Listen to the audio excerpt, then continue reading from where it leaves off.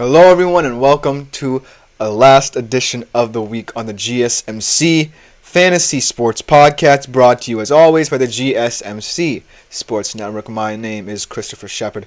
Thank you guys yet again for tuning in to today's show. Hope you all enjoyed the start of the NFL season last night. Fascinating game between the Chiefs and the Ravens came down to the last play of the game. Really enthralling, especially in terms of fantasy perspectives. So if you have any opinions about that game, feel free to leave them in the comments. But before we get into some of the more exciting business pertaining to this weekend's games in both the NFL and in college football, if you are so a fan of that, we do have some for all those last-minute stragglers in your fantasy football drafts, draft or pass series, if you are pondering who to target and who to avoid should you be drafting anytime soon. As we get down to the nitty-gritty of the NFL season, we have two wide receivers. We also have a little segment where I try to decipher how to pick and value different defenses in fantasy football, because a lot of people might overlook the defenses. So it should be an overarching, fascinating segment to end the week, fascinating show to end the week. But before we get into all of the excitement and hype surrounding today's show, I do want to remind you all to consider liking, following, and subscribing to the show and the network as a whole. Everything you do for both the shows and the networks are greatly appreciated by all. If you haven't already, make yourselves available to the many features that we have to offer on YouTube now that we are a live show. The Super Chat, Super Thanks, and Super Stickers features will do just fine. Tips and donations are included in that as well. So if you do feel so inclined, consider leaving that. It is one of the best parts of my show. I love interacting with you, my faithful audience. So if you have any questions, comments, concerns, opinions, trades you might want to get analyzed, waiver wire advice, anything, leave it and feel free to do whatever you want outside of that as well, to appreciate the show and the network as a whole. In return, we appreciate you for all you do for it. Without further ado, let's jump right into today's show. Let's start off with some draft or pass segments, and then I promise we'll get to some more exciting segments at the end of today's show. I know you're chomping at the bit to talk about betting, talk about some fantasy as well. But before we get into that, for all of you last-minute drafters out there wondering who should I pick up, these segments are for you. My first draft or pass segment of the day lies in an interesting situation. This receiver is one I've truly loved and has truly gone under the radar. As someone who has had consistently dominant seasons, hasn't really had a QB that he can rely upon for many of them, but this year might be different. I think this team as a whole that he's on is going to be one of the sneakiest teams. Maybe not in terms of getting a playoff berth, but they are going to surprise a lot of people and potentially put up a lot of points this season. They're going to be in a lot of shootouts, and this guy might just be the X factor in all of that. So without further ado, let's talk about draft or pass status of Terry McLaurin. Now, Terry McLaurin is one of those players who I really think fits so well into the offense he's in right now. Because when I look at how the Washington Commanders have evolved to this point, how they've gotten here, they've really revamped how they thought about the offense. They've really decided to hone in on one kind of image of a number one wide receiver and then supplement him with other pieces. Because let's say they were going into the season with both Terry McLaurin and Jahan Dotson. This could be a very different story that I'll be telling you. But now in the absence of Jahan Dotson, even though they have a lot of pieces that excite me, they bring in Zacchaeus from his exploits with the Falcons and Eagles. They bring in Luke McCaffrey through the draft. Ben Sinnott, an exciting young tight end. They also signed Zach Ertz.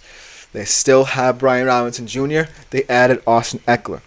All of these pieces are really complementing not just Jaden Daniels, who will be their new rookie QB, but they believe that Terry McLaurin's the star of the show. So all the pieces that are surrounding him are more in terms of supplementary pieces than, overwhelming the targets that Terry McLaurin will garner in this offense. Because now I can see him with, the absence of a true wide receiver 2, even though there were a lot of good depth behind him. He is now the true wide receiver 1 in the system. So let's talk about how some of his stats from last year might translate to better stats this year. He did have 70-plus catches, 1,000 yards in each of the past 4 seasons. He was wide open, actually. This is an interesting stat on 16% of his routes last year. However, it did not necessarily translate to fantasy production. He was the wide receiver, 29 overall. This year, he's projected to have 123 targets, even though last year he had a career worst yards per target with 7.6 and yards per reception with 12.7, and 27 more wide receivers scored more fantasy points than him. So it did look dire last season, but I don't necessarily think it was all his fault. This year, I think the offense will be primed for him to really have an explosive year where he becomes the true star. Because last year, a lot of different issues befell the Washington Commanders, whether it be the inconsistency of Sam Howell, whether it be the inconsistency of the O-line, whether it be because kind of the forced offensive scheme.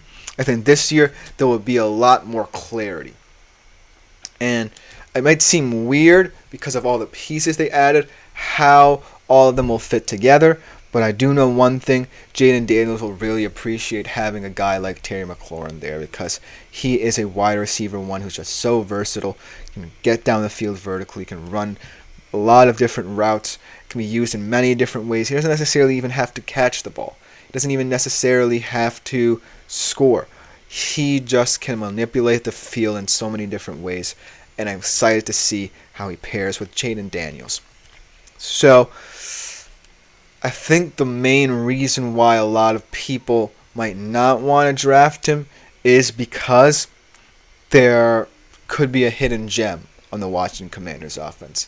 I'm not saying that Zacchaeus or McCaffrey are going to be overwhelmingly fantastic this year, but I'm just saying that a lot of people might be skeptical about what the Washington Commanders did this offseason by adding so much depth. As Shep Easy Sweet Spot says, how about likely on waivers?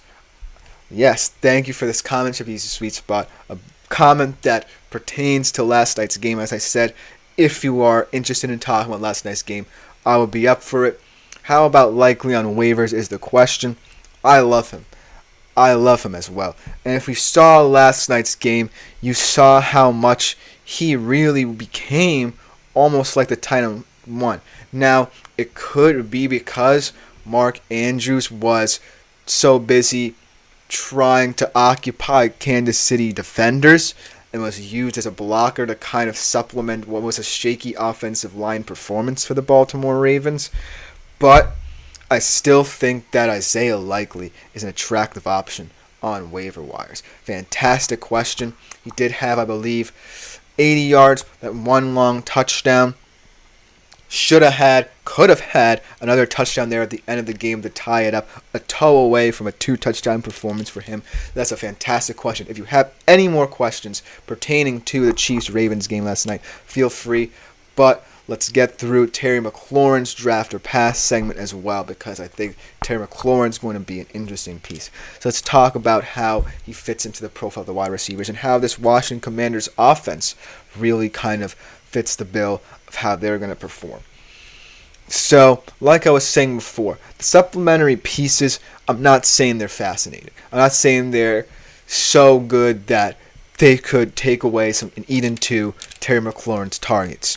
But I am saying that a lot of people might be skeptical that, well, with all the activity that the Washington Commanders did on the free agency market and picking up all these guys, they really think that Jaden Daniels is someone who can not only get down the field vertically, but can operate in a functional NFL offense with so many different weapons.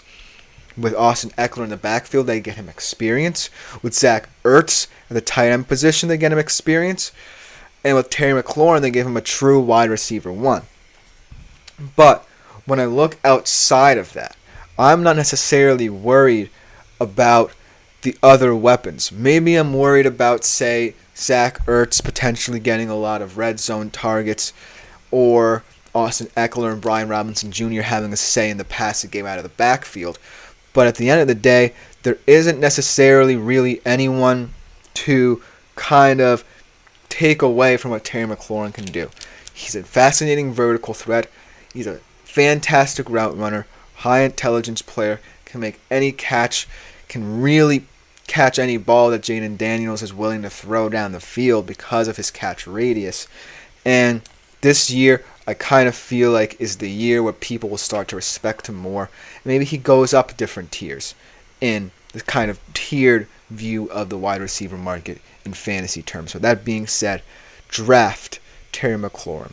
If you haven't done your draft already, Terry McLaurin is a fascinating option. I wouldn't take him in, say, the early rounds, like rounds 1 through 4. Maybe like he warrants a 9th, 10th round pick when you're trying to fill out your bench. Spot start kind of guy.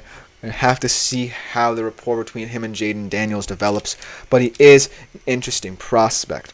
That being said, I don't know how weird this Washington Commanders offense is going to get with all of these diverse weapons and pieces that they have. So it's really going to come down to if, as Tap to Learn says, who's the top option moving forward in the KC receiving core? Another fantastic question about last night's game from Tap to Learn here. At the current moment, I would say it's Rashee Rice, but it's just so versatile, this KC receiving core. I was really impressed with every single wide receiver in KC's receiving core, from Rashee Rice to Justin Watson even. And I was very especially appreciative of all the route concepts that Andy Reid was able to run with these guys on the offense. But that being said, I think Rashee Rice is just the most versatile. I think Mahomes trusts him the most out of this wide receiver core. Went to him early and often on crossing routes, slant routes, really just getting Mahomes in a rhythm. With that being said, Xavier Worthy is a bad man. He can get down the field. We saw how speedy he was. First touch in the NFL, first touch as a Texas Longhorns fan. I'm telling you, this guy is not just speed and verticality. He's a route runner. He's a very intelligent player. There may be concerns about drops, but last year with Texas, he did improve in that category. So look for him to be a nice weapon. But right now, to answer your question firmly and confidently, I think Rashee Rice profiles. Who knows? Maybe Marquise Hollywood Brown can be nice. Juju Smith-Schuster I don't necessarily think is going to ascend up the rankings all of a sudden.